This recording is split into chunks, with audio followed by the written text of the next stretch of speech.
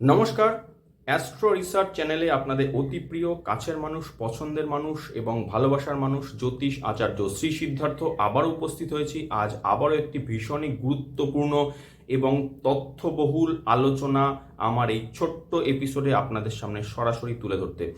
বন্ধুগণ, আপনারা অনেকেই জানেন যে আগামী 7ই এবং 8ই সেপ্টেম্বর একটি ব্লাড মুন বা যাকে বলা হয় যে রক্ত চন্দ্রগ্রহণ সংঘটিত হতে চলেছে রাশিচক্র ওয়াইজ, কালপুরুষ চার্ট ওয়াইজ, এবং ভারতবর্ষের উপর এটি কিন্তু পুরোপুরি ভিজিবল বা দৃশ্যমান বলতে পারেন।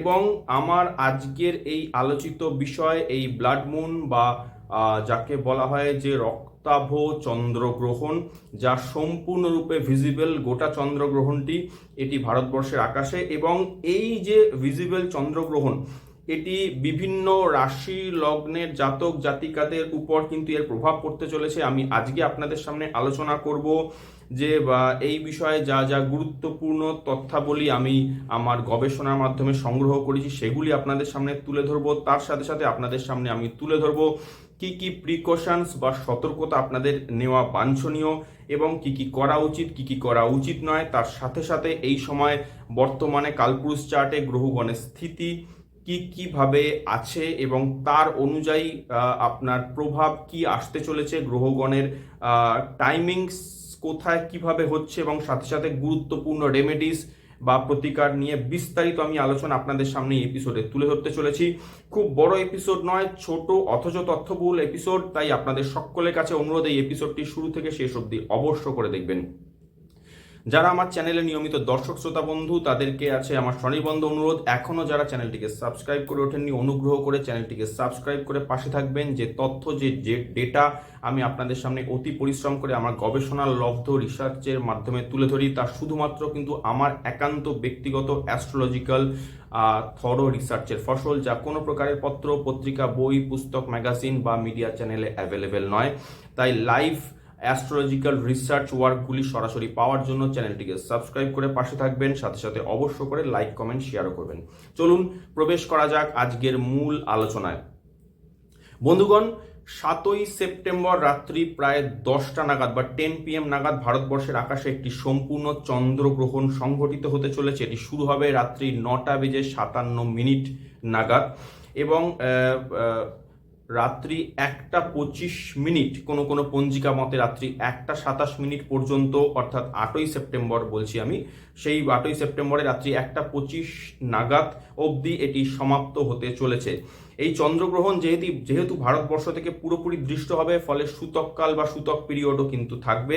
একটি চন্দ্রগ্রহণের ক্ষেত্রে একটি সূতককাল কিন্তু 3টি প্রহর মিলিয়ে তৈরি হয়। আপনারা জানবেন যে 24 ঘন্টায় 8 প্রহর হয়, ফলে 1 প্রহর অর্থাৎ 3 ঘন্টা, অর্থাৎ একটি সূতক পিরিয়ড হবে কিন্তু 9 ঘন্টা সময় ধরে। আপনাদের বলি, অর্থাৎ রাত্রি 9:57 বা 9:57 PM যদি চন্দ্রগ্রহণ শুরু হয়, তাহলে সূতক পিরিয়ড শুরু হবে দুপুর 12:57 বা 12:57 PM নাগাদ। আপনাদের বলে দিই, ধার্মিক মান্যতা বা ধর্মীয় বিধিনিষেধ কিন্তু অবশ্য করে থাকবে এবং মন্দিরের পূজা কিন্তু এই সময় বন্ধ থাকবে এবং এমনকি মন্দিরের দরজা বন্ধ থাকবে। আপনাদের কাছে আমার অনুরোধ থাকবে যে যদি এই দিন আপনারা স্পিরিচুয়াল প্র্যাকটিস, পূজা আর্চা যদি বাড়িতে করে থাকেন বা মন্দিরে যদি করেন, তাহলে অবশ্য করে কিন্তু ওই দিন দুপুর 12:57 আগে করে ফেলবেন। এই একই দিনে যেহেতু কিন্তু শুক্লপক্ষের পূর্ণিমা থাকবে এবং একই দিনে কিন্তু পিতৃপক্ষেরও সূচনা হতে চলেছে এবং পূর্ণিমা কিন্তু ওই দিনেই হবে। তো সুতরাং এই দিনটি কিন্তু ভীষণই ভাইটাল এবং খেয়াল রাখবেন যে সকল প্রকার, আবার যেটা বললাম, শুভ মাঙ্গলিক কর্ম কিন্তু যেন দুপুর 12:57 PM যেন ক্রস না করে। আচ্ছা, 12:57 PM এর মধ্যে আপনার সমস্ত গুরুত্বপূর্ণ কাজ, বিশেষ করে স্পিরিচুয়াল প্র্যাকটিস আপনারা সেরে নেবেন। যদি প্ল্যানেটারি অ্যাসপেক্টের কথা যদি বলা হয়, তাহলে এই গ্রহণ কিন্তু পূর্ব ভাদ্রপদ নক্ষত্রে সংঘটিত হতে চলেছে, যেটি কিন্তু বৃহস্পতির নক্ষত্র। এবং আপনাদের বলি যে কুম্ভ রাশিতে চন্দ্র যেই মাত্র শতভিষা নক্ষত্র অতিক্রম করে পূর্ব ভাদ্রপদ নক্ষত্রে প্রবেশ করবে, অমনি সম্পূর্ণ লুনার এক্লিপস বা চন্দ্রগ্রহণের সূচনা হতে চলেছে। আপনাদের বলে দিই, শতভিসা অর্থাৎ 24 নম্বর নক্ষত্র এবং পূর্ব ভাদ্রপদ অর্থাৎ 25 নম্বর নক্ষত্র, এই দুটি নক্ষত্রের উপরে কিন্তু চন্দ্রগ্রহণের সম্পূর্ণ নেগেটিভ ইম্প্যাক্ট পড়তে চলেছে। আপনাদের বলি প্ল্যানেটারি পজিশনস যদি পর্যবেক্ষণ করা হয় তাহলে দেখা যাবে যে শনি কিন্তু এই দুই নক্ষত্রদ্বয়ের যে জাংশন তা কিন্তু আপনার কুম্ভ রাশিতে, এর থেকে কিন্তু শনির বর্তমান পজিশন কিন্তু খুব একটা দূরে নয়। রাহু এবং চন্দ্র কুম্ভ রাশিতে অবস্থান করবে এবং অ্যাজ ওয়েল অ্যাজ কুম্ভ রাশিতেই কিন্তু গ্রহণ লাগছে। শনি রেট্রোগ্রেড অবস্থায় মিনে রয়েছে এবং বর্তমানে এবং সেই সময় শনি কিন্তু থাকবে 5°22' অবস্থানে। এই বক্রী শনির অভিমুখ কিন্তু ডিরেক্টলি কুম্ভ রাশির দিকেই থাকছে এবং সেই কুম্ভে গ্রহণ লাগছে 20°। সুতরাং এই গ্রহণে আপনাদের বলি রাহু কিন্তু চন্দ্র এবং রবিকে যেরকমভাবে গ্রাস করবে, তার সাথে সাথে কিন্তু শনিরও তীব্র ম্যালিফিক ইম্প্যাক্ট করবে এই গ্রহণে। আপনাদের বলি এই মুহূর্তে বর্তমানে অর্থাৎ গ্রহণ চলাকালীন কিন্তু শনি মঙ্গলের মধ্যে একটি তীব্র নেগেটিভ কিন্তু সমসপ্তম যোগ চলছে। আপনারা জানেন এই মুহূর্তে মঙ্গল কন্যা রাশিতে রয়েছে, শনি রয়েছে মীন রাশিতে। তীব্র সমসপ্তম যোগ বা 180° অ্যাক্সিসের মধ্যে কিন্তু এই দুটি মারাত্মক সিভিয়ার প্ল্যানেট কিন্তু অবস্থান করছে। তার সাথে সাথে সবথেকে গুরুত্বপূর্ণ যেটা হলো যে রাহু বর্তমানে অর্থাৎ গ্রহণ চলাকালীন সেই সময় যে ডিগ্রিতে অবস্থান করছে অর্থাৎ 24°5'।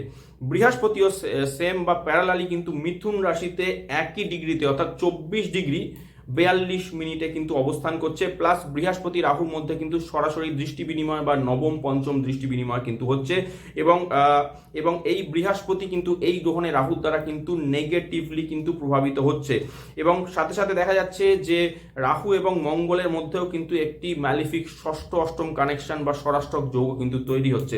অর্থাৎ দেখা যাচ্ছে রবি চন্দ্র শনি বৃহস্পতি মঙ্গল সকলে কিন্তু গ্রহণের নেগেটিভ প্রভাব দ্বারা পীড়িত হতে চলেছে। মান্ডেন অ্যাস্ট্রোলজি নিয়ে যদি আমি সরাসরি আলোচনা তুলে ধরি তাহলে মান্ডেন ওয়াইজ কিন্তু এই ব্লাড মুন লুনার এক্লিপসের দ্বারা প্রভাবিত অঞ্চলগুলি নিয়ে আমি কিছু কথা আপনাদের বলি, তারপরে চলে যাব প্রিকশনস এবং রেমেডি নিয়ে আলোচনায়। প্রথমেই আপনাদের বলবো যে শতভিসা এবং পূর্ব ভাদ্রপদ নক্ষত্রের উপর সব থেকে বেশি নেগেটিভ ইম্প্যাক্ট যদি পড়ে থাকে তাহলে এই দুটি নক্ষত্রের দ্বারা শাসিত অঞ্চলগুলির উপর পড়বে। আপনাদের বলে দিই এই দুটি নক্ষত্রের দ্বারা শাসিত অঞ্চলগুলি হলো যে নর্দার্ন পার্ট অফ ইন্ডিয়া অর্থাৎ ভারতবর্ষের উত্তরাঞ্চল। আপনাদের আমি এর আগেও মঙ্গল কেতু জ্যোতি নিয়ে যে এপিসোড আমি করেছি এবং শনি রেট্রোগ্রেড মোশন নিয়ে আলোচিত এপিসোডে কিন্তু এই বিষয়ে মেনশন করে দিয়েছিলাম যে হিমাচল প্রদেশের পার্বত্য অঞ্চল, উত্তরাখণ্ড, পাঞ্জাবের কিছু অংশ, কাশ্মীর, গোটা পাকিস্তান প্রদেশ, মণিপুর, নেপাল, সিকিমের কিছু অংশ, ইন্দো চায়না বর্ডার, এই সকল অঞ্চল কিন্তু প্রভাবিত হতে চলেছে। আপনাদের বলি শনি শতভিসা নক্ষত্রে প্রবেশ করেছে আজ থেকে ঠিক 3 বছর আগে অর্থাৎ 22 বছর আগে এবং সেই সময় থেকেই কিন্তু এই গোটা যে আলোচিত অঞ্চল সেই অঞ্চলগুলি কিন্তু অ্যাক্টিভেটেড হয়ে রয়েছে এবং এগুলি কিন্তু তীব্রভাবে কিন্তু এদের উপর ম্যালিফিক প্রভাব পড়ছে। আপনারা যারা গত 3 বছর ধরে এই অঞ্চলগুলিতে ধারাবাহিকভাবে প্রাকৃতিক বিপর্যয়, অশান্তি, ঝামেলা, সন্ত্রাসী হামলা, যুদ্ধকালীন পরিস্থিতি নজর করছেন তারা বুঝতে পারবেন যে নক্ষত্রের যে ভাইব্রেশন বা যেটাকে আমার বলা হয় যে কনস্টেলেশন এফেক্ট, সেটা কিন্তু পুরোপুরিভাবে কিন্তু বৈশ্বিক শুধু নয় আমাদের জীবজগতের উপর কিন্তু এইভাবেই কাজ করে।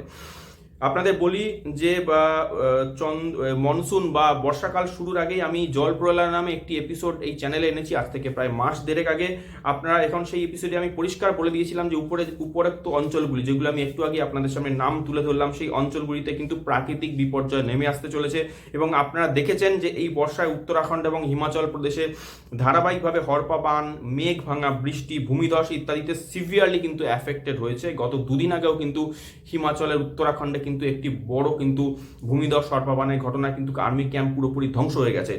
এছাড়াও আপনারা দেখছেন যে বর্তমানে পাকিস্তান এবং পাকিস্তান প্রদেশের পাঞ্জাব অঞ্চলেও কিন্তু তীব্র প্রাকৃতিক ধ্বংসলীলার ঘটনা কিন্তু ঘটেই চলেছে।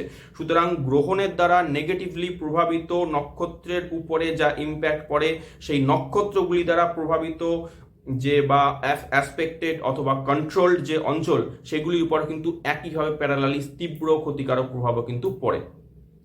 আপনাদের বলে দিই বৈশ্বিক আলোচনার বিষয় যদি আমি তুলে ধরি তাহলে বলবো যে এই চন্দ্রগ্রহণে শতভিসা এবং পূর্ব ভাদ্রপদ নক্ষত্রের যে এলাকা যার আন্ডারে কিন্তু বৈশ্বিক এলাকাগুলি প্রভাবিত হবে সেগুলি হচ্ছে, প্রথম হচ্ছে নর্থ পোল আপনাদের বলবো অর্থাৎ উত্তর মেরু, আর্কটিক সার্কেল বা সুমেরু বৃত্ত, Nordic countries, Russia, Finland, Norway, আপনাদের বলি সুইডেন, ডেনমার্ক, গ্রিনল্যান্ড, আলাস্কা কিছু অংশ এবং এই সমস্ত এরিয়া যেগুলো আমি আপনাদের বললাম সেগুলো কিন্তু তীব্রভাবে প্রভাবিত হবে।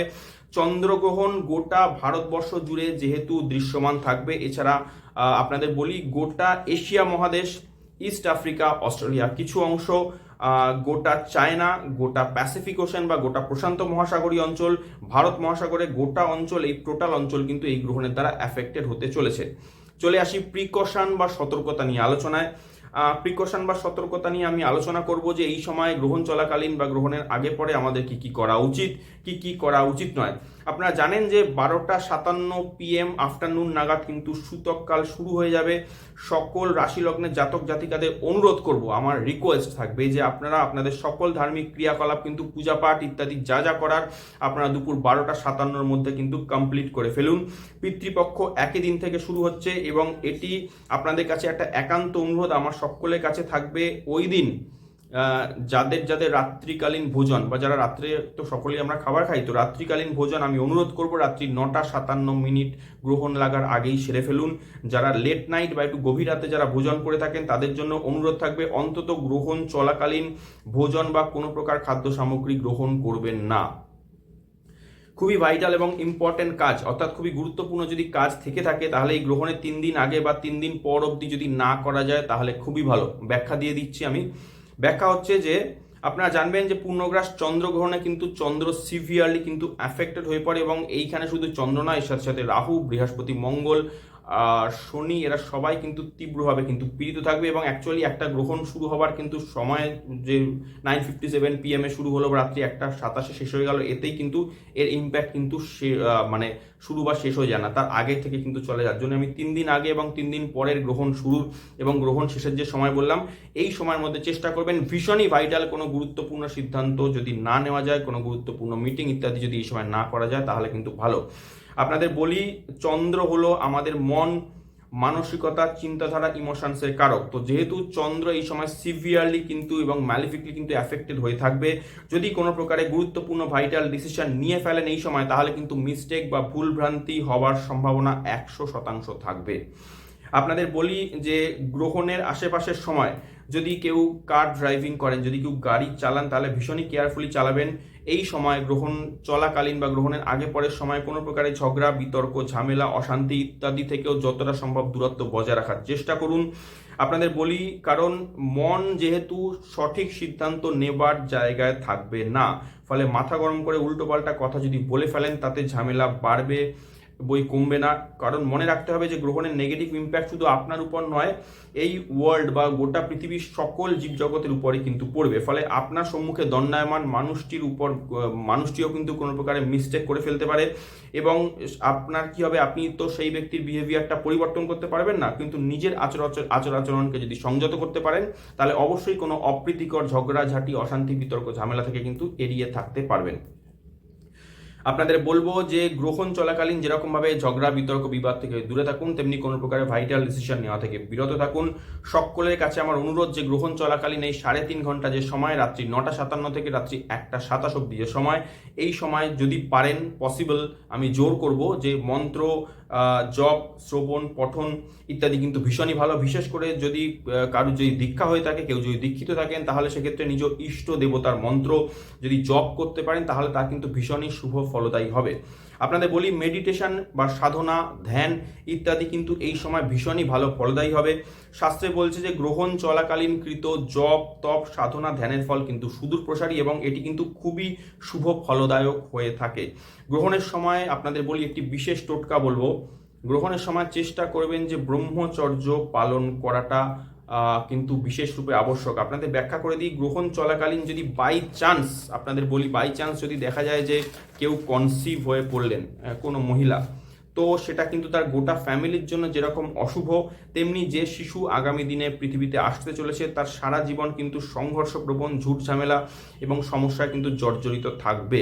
সুতরাং অবশ্যই গ্রহণ চলাকালীন ব্রহ্মচর্য পালন করুন এবং বলবো যে পজিটিভ থিঙ্কিং এই সময় বজায় রাখুন। সেই জন্যই আমাদের শাস্ত্র, ঋষি, মুনি এনারা বলে দিয়েছেন যে এই গ্রহণ চলাকালীন গোটা সময় যদি মেডিটেশন, মন্ত্রজপ ইত্যাদি যদি করতে পারা যায় তাহলে অবশ্যই সেই সময় অন্য কোনো গুরুত্বপূর্ণ কাজ আপনি করতে পারবেন না, ফলে কোনো মিস্টেক হওয়ার সম্ভাবনাও থাকবে না। গর্ভবতী বা প্রেগনেন্ট মহিলাদের জন্য আমার পরামর্শ যে গ্রহণ চলাকালীন বাইরে বেরোবেন না, আপনার এই চন্দ্রগ্রহণ দেখবেন না, কোনো প্রকার ধারালো বস্তু, ছুরি, কাঁচি, আলপিন, সেফটি পিন ইত্যাদি কিন্তু ব্যবহার করবেন না। কোনো প্রকার সেলাই ফোড়াই কিছু করবেন না, কারণ বলা হয়ে থাকে যে এই সময় যদি এই ধরনের কোনো ধারালো বস্তু দিয়ে যদি কিছু আপনি করে থাকেন, তা কিন্তু গর্ভস্থ শিশুর উপরে ম্যালিফিক নেগেটিভ ইম্প্যাক্ট পড়ে। পুরাকালে এই ধরনের বহু ঘটনা আছে, আমাদের মা ঠাকুমাদের কাছেও এই ঘটনা শুনেছি। এই ধরনের জিনিস কিন্তু না করাটা ভীষণই ভালো হবে। গ্রহণের সময়ে বাড়তি রান্না করা যদি খাবার থেকে থাকে, যা আপনার রেফ্রিজারেটরে হয়তো রয়েছে, তো সেটা কিন্তু গ্রহণের পরে না খাওয়াটাই সমীচীন। কিন্তু দেখা যাবে যে ফলে বলবো যে কুকড ফুড বা রান্না করা খাবার যদি থেকে থাকে, চেষ্টা করুন তার সেই গ্রহণের আগেই সমাপ্ত করে ফেলার, বা সেটাকে না রেখে দেওয়ার। কাঁচা সবজি, কাঁচা আনাজের ব্যাপারটা আলাদা, যে রান্না করা খাবারের কথা বলেছি। আর দ্বিতীয় কথা হচ্ছে দুধ, দই ইত্যাদি যে সমস্ত খাদ্যবস্তু, এগুলো তো ফেলে দেওয়া সম্ভব নয়, কারণ এগুলো আমাদের প্রাত্যহিক নিত্যদিনে কাজে লাগে। ফলে অনুরোধ করব যে আগে থেকেই তুলসী পাতা, গঙ্গা জল যদি ব্যবহার করেন, অর্থাৎ তুলসী পাতা এবং সামান্য গঙ্গা জলের ছিটা যদি দিয়ে রাখতে পারেন দুধ, দই, রেফ্রিজারেটার এই সমস্ত দুধ, দইয়ের উপর, তাহলে সেগুলি কিন্তু নষ্ট হবে না এবং পরে আপনি সেগুলিকে কিন্তু আগামী দিনে ব্যবহার করতে পারবেন। চলে আসি প্রতিকার বিষয়ে। রাত্রি 1:25 নাগাদ গ্রহণ ছেড়ে যাওয়ার পরে যদি সম্ভব হয় তাহলে স্নান করে নিন, অথবা যদি না পারেন তাহলে পরদিন সকালে স্নান করুন। সাথে যদি খুব ভালো যদি হয়, যদি আপনি ফুড ডোনেট যদি করতে পারেন, ক্ষুধার্ত ব্যক্তিকে যদি ভোজন করাতে পারেন, বা যদি গরিব পীড়িত অসহায় মানুষকে যদি বস্ত্রদান করতে পারেন, তো এটি ভীষণ ভালো প্রতিকার। আপনাদের বলি, চন্দ্র যেহেতু শ্বেত বা শুভ্র বর্ণ নির্দেশ করে, ফলে শুভ্র অন্নদান, শ্বেত অন্নদান, যাকে আমরা সাদা খাদ্য বলি বা সাদা অন্ন বলি, তা যদি আমরা দান করতে পারি, তা সেটি কিন্তু ভীষণই ভালো একটি উপায়। যেহেতু এটি ব্লাডি মুন বা ব্লাড মুন সোলার এক্লিপস, তো এবং চন্দ্রের বর্ণ রক্তের মতো লাল বর্ণ ধারণ করবে, তাই এটি কিন্তু একেবারেই শুভ বা অসপিশিয়াস চন্দ্রগ্রহণ নয়। এই গ্রহণ চলবে একটানা 3.5 ঘন্টার সময়। ফলে গ্রহণের আগে এবং পরে যে বিষয়গুলি এড়িয়ে চলতে হবে এবং যা যা প্রতিকার করণীয়, তা যদি সঠিকভাবে পালন করতে পারেন, তো এই অশুভ চন্দ্রগ্রহণ নিয়ে চিন্তার তেমন কিছু কারণ নেই। প্রতিকার এবং সতর্কতাগুলিকে সঠিকভাবে পালন করুন। সুস্থ থাকুন, ভালো থাকুন, নিরাপদে থাকুন।